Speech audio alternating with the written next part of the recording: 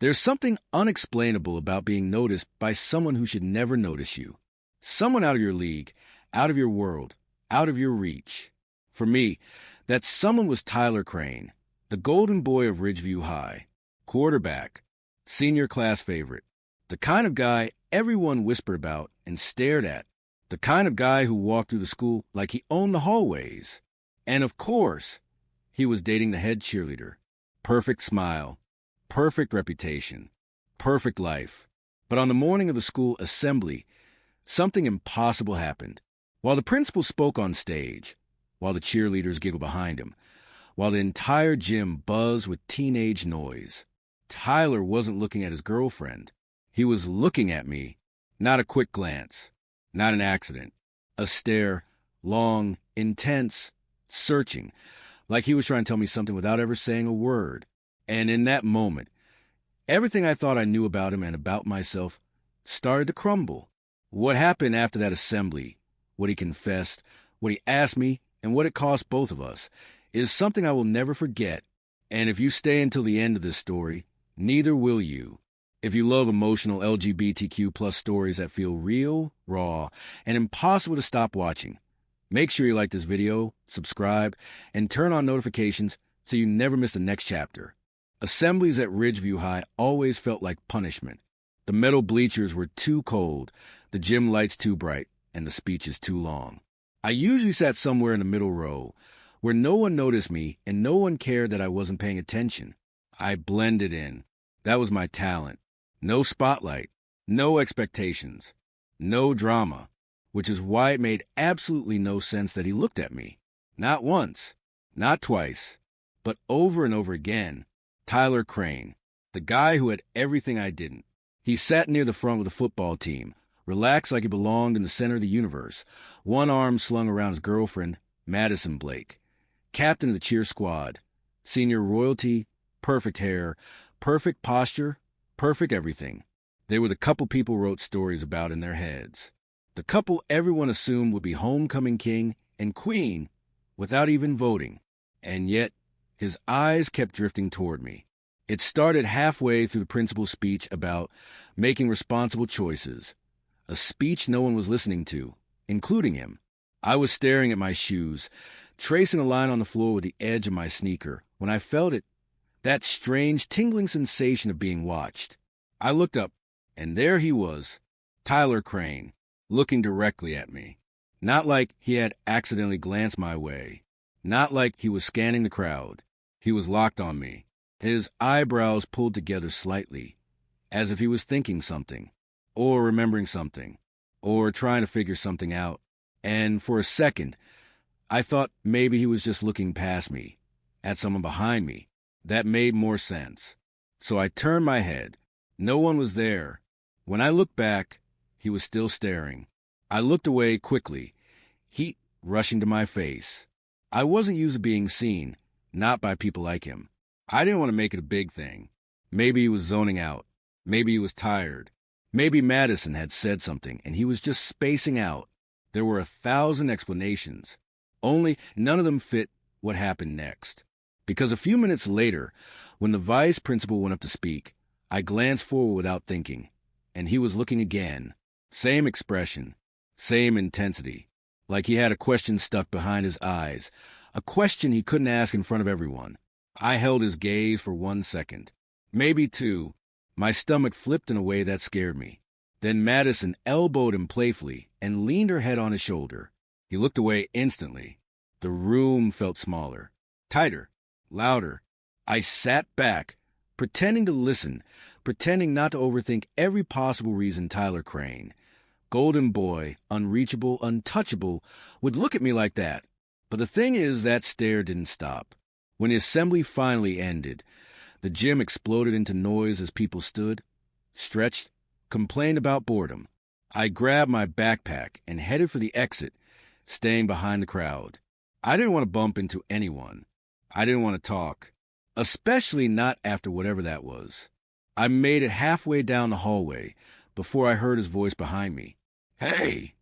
I froze. I knew that voice. Everyone did. Deep, confident, comfortable in its own skin.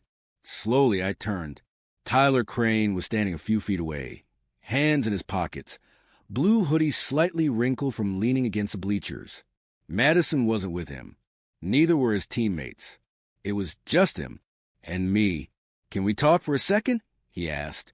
My mouth went dry. About what?" He didn't answer right away. Instead, he looked down at the floor, then back at me, the same look he gave me during the assembly. Searching, hesitant, almost nervous. Tyler Crane. Nervous. He let out a breath. "I saw you looking at me." My heart nearly stopped. "What? No, I wasn't." "It's okay," he said quickly, holding up a hand. "I wasn't trying to make it weird. I noticed. Pretty sure you were the one staring." I muttered before I could stop myself. His eyes widened, not offended, not irritated, surprised, as if he didn't think I'd call him out. Then he said quietly, "Yeah, I guess I was." That was the moment something shifted. Something subtle but undeniable. The hallway buzzed with students brushing past US, lockers slamming, laughter echoing. Typical morning chaos. But for a moment, it felt like none of it existed. Just him standing there, breathing a little too fast, and me try to pretend I wasn't unraveling inside. "Tyler," a voice called from down the hall. It was Madison. "Come on, we're going to be late." He stepped back quickly, almost guilty, almost caught. He ran a hand through his hair. "Can we talk later?" "Just not here." My pulse jumped. "About what?" He hesitated again. His jaw clenched slightly, a sign of something he was holding back, something he wasn't ready to admit out loud. "I'll find you," he said finally. "Just don't leave right after school, okay?" Before I could answer, before I could even process what he'd said, he turned and walked toward Madison, slipping effortlessly back into his role as the perfect boyfriend, the perfect athlete, the perfect everything. She wrapped her arm around his waist. He forced a smile. But right before they rounded the corner, he looked back, at me, only at me, and that look was nothing like the ones he gave her. It wasn't casual. It wasn't friendly. It wasn't accidental. It was a look that asked for something. A look that warned something was coming. A look that made my chest tighten with equal parts fear and anticipation. I stood alone in the hallway, heart pounding, backpack hanging off one shoulder, realizing my entire world had shifted in the span of a single morning. Tyler Crane was hiding something, and whatever it was, he wanted to tell me. The rest of the school day felt like trying to breathe through fog. Every class blurred together. Teachers talking, students whispering, chairs scraping. But none of it landed. I couldn't focus. Couldn't hear anyone clearly. Couldn't stop replaying the same moment in my head. "I'll find you. Don't leave right after school." He said it like he meant it, like it was important. Like whatever he wanted to say couldn't be said with other people around. I spent most of lunch pretending to read while staring at the table, half listening to conversations happening around me. At one point, a group of football players walked past, laughing loudly, but Tyler wasn't with them. I didn't know whether to feel relieved or disappointed. Maybe I imagined the whole thing. Maybe I misunderstood. Maybe the look in his eyes was nothing. But deep down, I knew I hadn't imagined it. The expression he had in the hallway wasn't something you imagine. It was real, too real. By the last period, my stomach was tight with nerves. I kept checking the door every time someone walked by. My pencil tapped endlessly against the desk. When the bell finally rang, it startled me hard enough that the girl next to me gave me a weird look. I shoved my books into my backpack and headed toward the side exit, not wanting to get caught in the wave of students heading for the buses. I didn't know where he planned to find me, but part of me feared he'd change his mind. I stepped outside into the cool air, the breeze mixing with the late afternoon sun. I headed toward the far side of the parking lot, the quiet area behind the old gym, just so I could breathe. I didn't expect to hear footsteps behind me. "Hey," he said. I turned, and there he was, Tyler Crane, backpack slung over one shoulder, hoodie pulled halfway over his head, looking around like he wanted to make sure no one saw us. My heart jumped. "You actually came." His lips twitched slightly, almost a smile, but not quite. I said I would. He walked closer, stopping just a couple feet away. Not too close, but definitely not far enough for my pulse to calm down. For a second, neither of us spoke. Then I said, "So, what did you want to talk about?" He let out a breath, like he'd been holding it all day.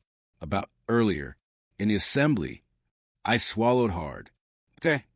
I wasn't trying to freak you out," he said quickly. I don't know.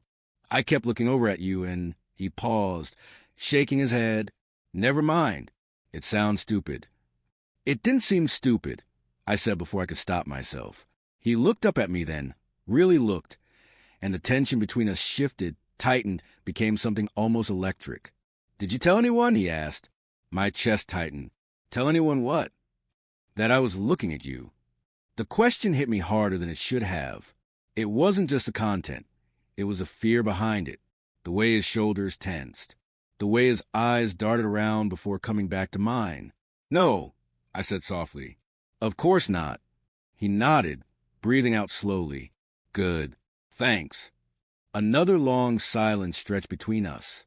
Students' voices echoed faintly from far away. A car door slammed. A bus engine started. But here, behind the old gym, it felt like the world had gone still. Finally, he spoke again. "Can I ask you something?" "Sure." "When you look back at me, what did you think?" I blinked. "What do you mean?" "What did you think about me looking at you? Did it bother you? Did you think it was weird?" His voice wasn't confident now. It wasn't the voice of the star athlete, the boyfriend of the head cheerleader, the guy who ruled the hallways. There was something vulnerable in it, something almost fragile. "It didn't bother me," I said. "It just surprised me." "Because I'm dating Madison?" "Because you've never talked to me before." I corrected. That made him exhale a sharp laugh. Not mocking, just honest. "Yeah, I guess that's true."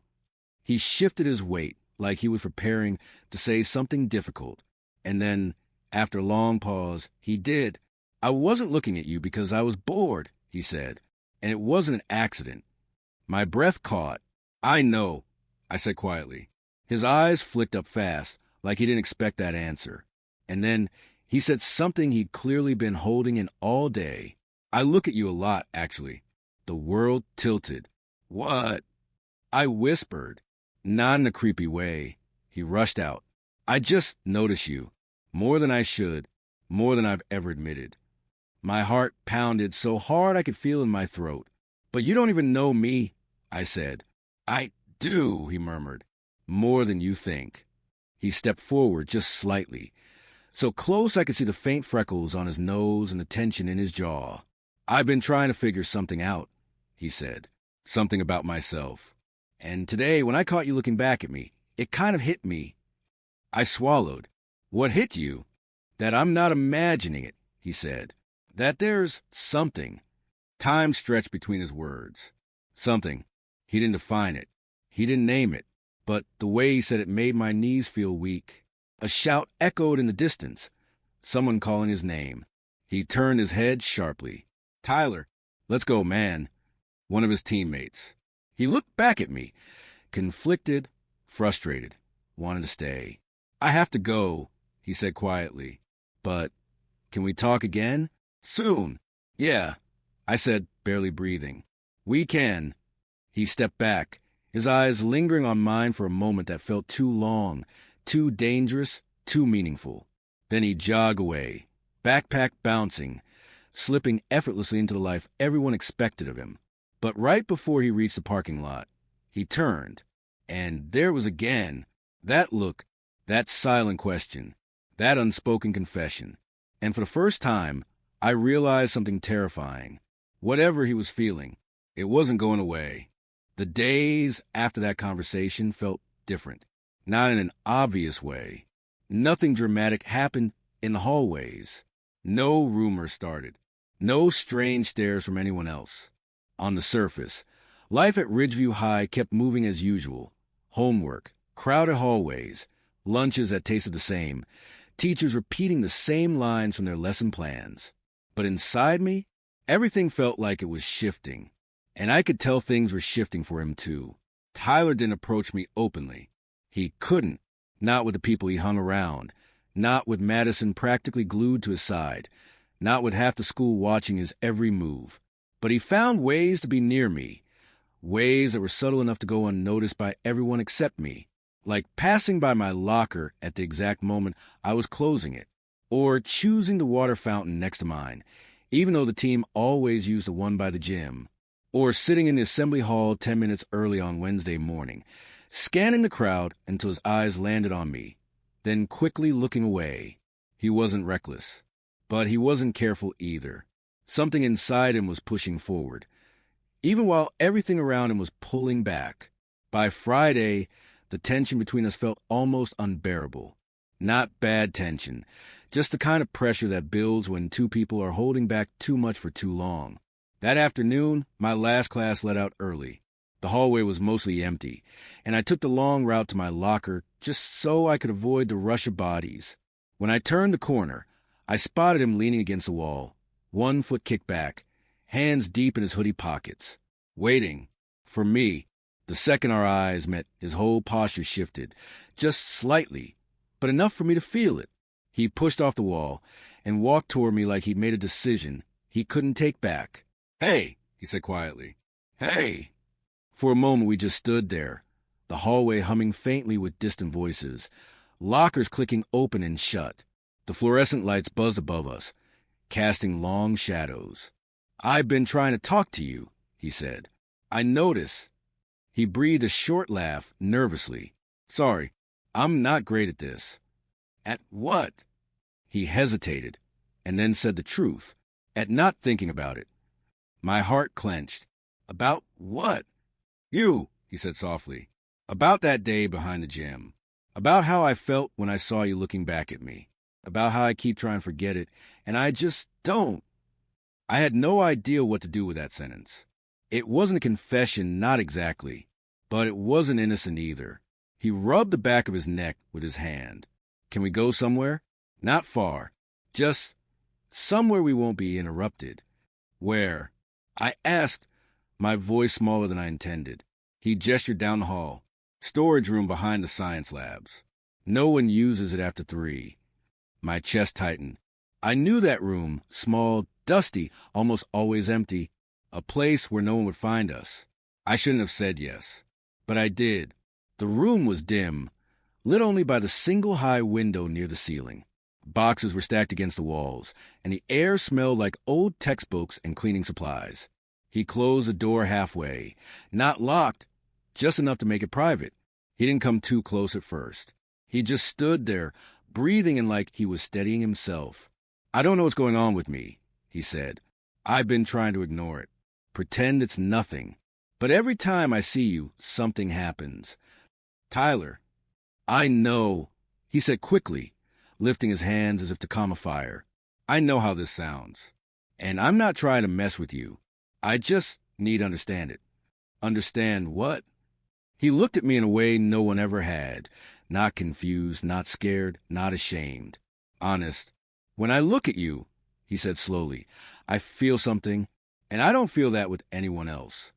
His breath hitched on the last words, like they caused something to say. For a moment, my whole body felt weightless. "Does Madison know?" I asked quietly. His jaw tightened. "No, and I don't want to hurt her. She doesn't deserve that. But I can't keep pretending things I'm not sure are true." Silence closed around us. Thick, heavy, electric. He looked down at his hands, opening and closing them like he was trying to release something trapped inside. "Can I ask you something?" he said. "Yeah." "When you looked at me that day, what were you thinking?" My breath trembled. "I don't know. I was surprised, confused, maybe curious." He stepped closer. "How curious?" I swallowed hard. "Curious enough." Something flickered in his eyes. Not boldness exactly, but a kind of relief, like he'd finally gotten permission to breathe. He took another step toward me. Now, he was close enough that I could see the tiny scar near his eyebrow from a football injury last year. Close enough that I could feel the warmth coming off his skin. He spoke quietly, each word careful. "I've never felt this way before," he said. "Not about a guy. Not about anyone. I don't know what it means. I don't know what I'm supposed to do. But I can't pretend it's not happening. My pulse hammered against my ribs. What do you want from me? I asked. He exhaled slowly. Honestly, I don't know. I just know that when I'm around you, I feel something real. And when I'm not, I feel like I'm lying to myself. His voice softened even more. Can I just show you something?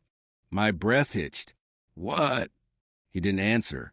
He just lifted his hand, slowly, carefully, and touched the side of my face with his fingertips, barely grazing my jaw. Not a full touch, just a test. A question, a spark. My entire body lit up. He breathed out sharply, like he felt it too. I knew it, he whispered. Then footsteps echoed down the hallway outside. A teacher's voice. Getting closer. He stepped back instantly, hand dropping, chest rising fast with panic. Not now, he said under his breath. Not here. He glanced at the door, then back at me, eyes wide, conflicted, terrified, wanting. Then he said the words that cracked the ground under my feet. We shouldn't have done that, but I'm not sure I regret it.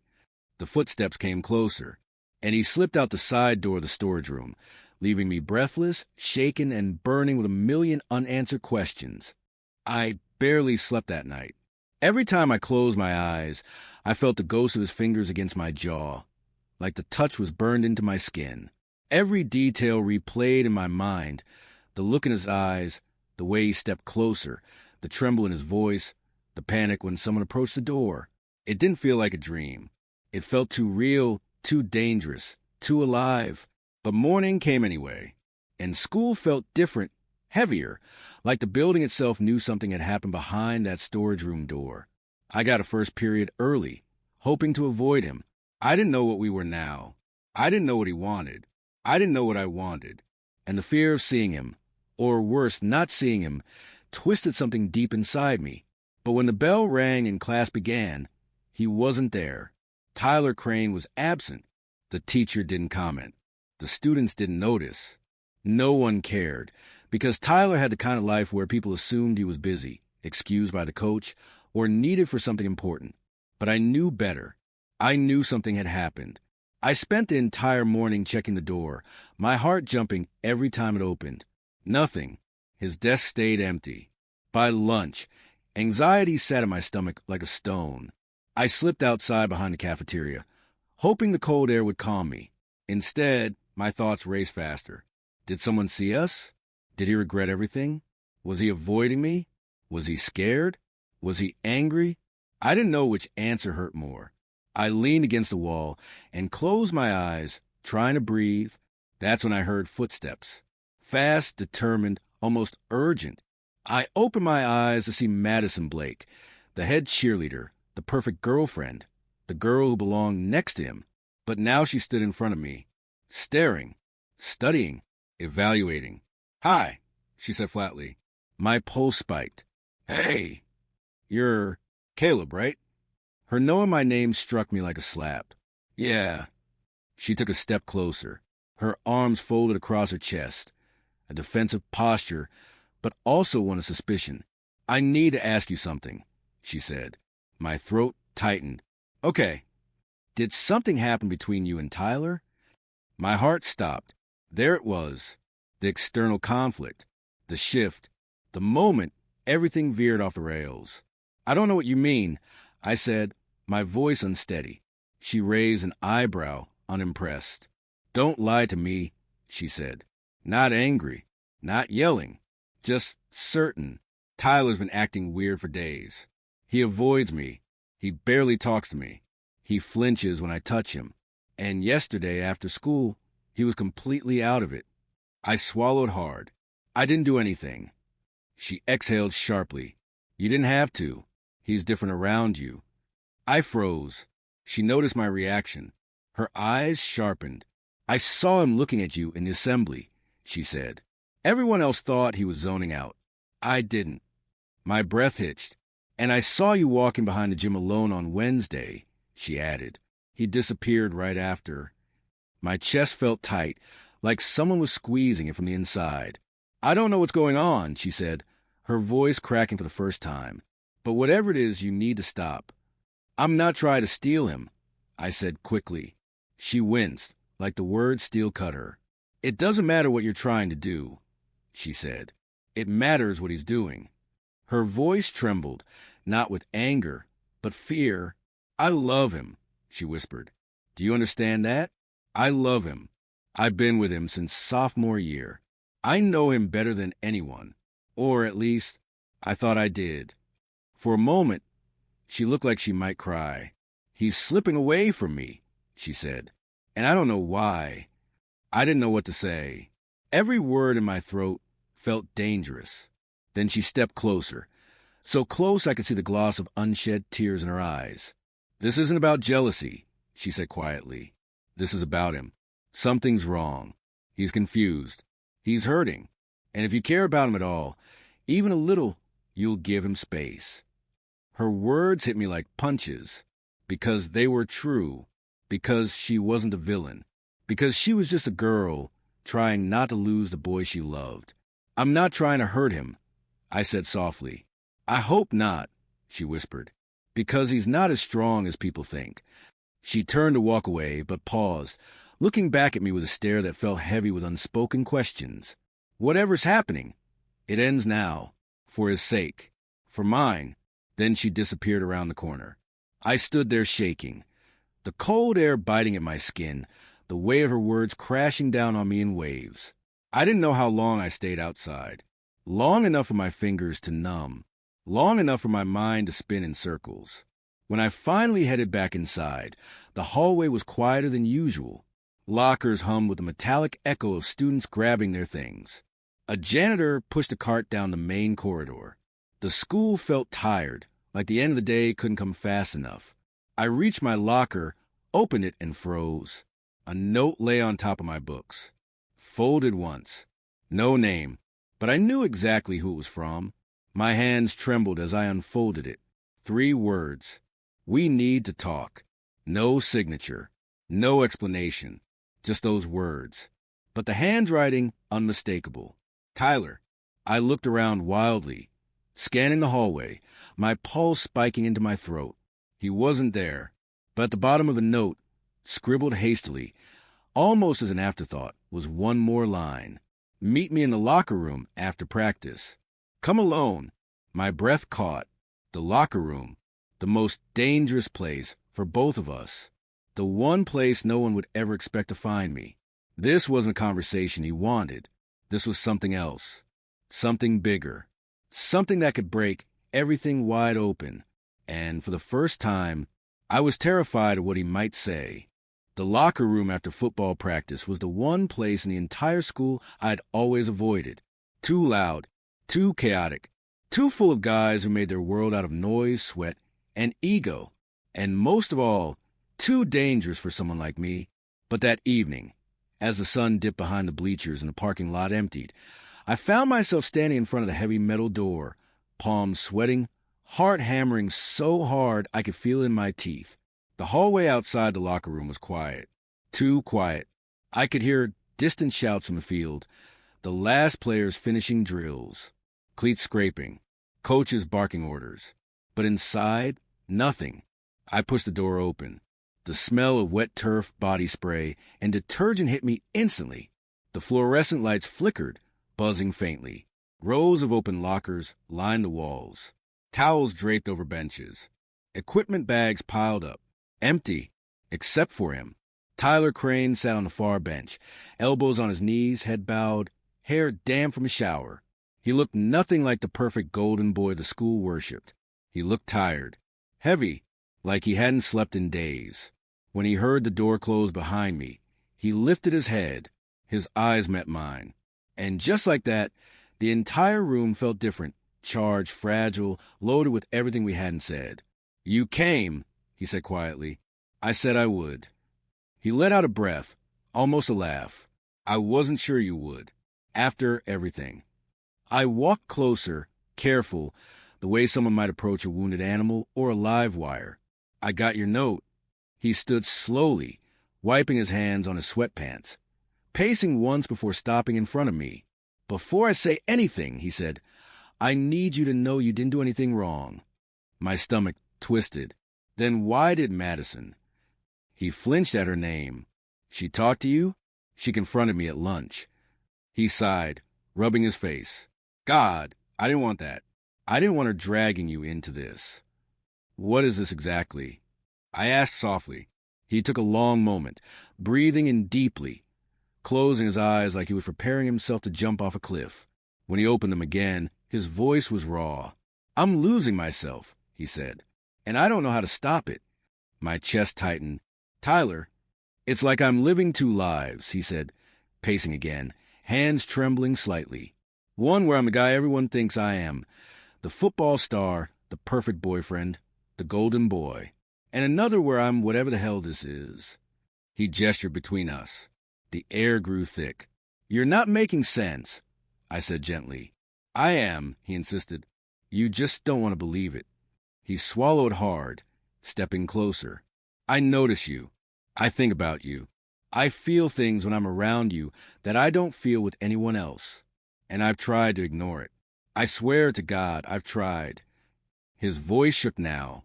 But then that day in the storage room, when I touched you, he paused, breath catching. It scared the hell out of me. I felt rooted in place. Why? Because it felt like something I've been trying not to admit for years. Silence. Long. Heavy. Painful. What are you admitting? I asked. His jaw clenched. His eyes dropped to the floor. His hands curled into fists at his sides. That I'm not who I pretend to be, he whispered. I waited. He lifted his gaze, and the vulnerability in his eyes nearly broke me. I'm not straight, he said. A quiet, devastating confession. A truth he'd been hiding from everyone, including himself. The room felt smaller. The air hotter. My heart louder.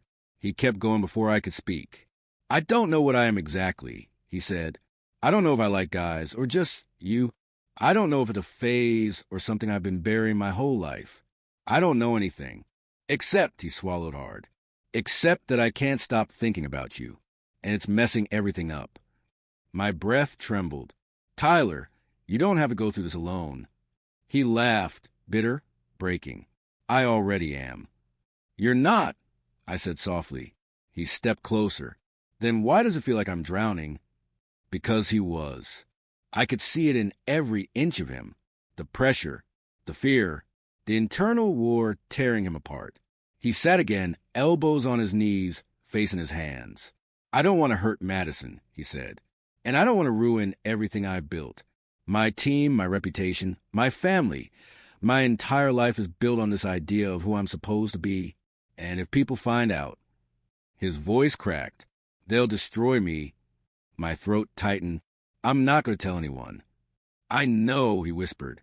That's the only reason I can talk to you.